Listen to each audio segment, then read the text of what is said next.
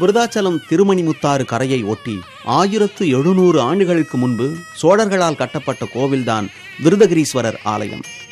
5 நதிகள், 5 கோபுரங்கள், 5 தீர்த்தம், 5 பிரகாரம், 5 தேர்கள் என அனைத்தும் 5ஆக அமைய பெற்றுள்ளது இக்கோவிலின் தனிச்சிறப்பாகும்.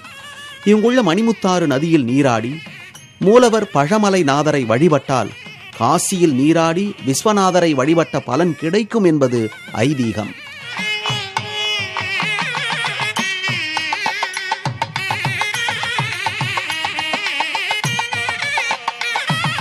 விருதகிரீஸ்வரர் ஆலயத்தினால்தான் விருதாச்சலம் என பெயர் வர காரணமானது.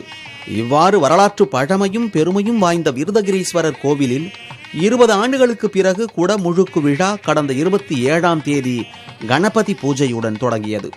விழாவின் முக்கிய நிகழ்வான மகா குடமுழுக்கு இன்று வெகு விமரிசையாக நடைபெற்றது.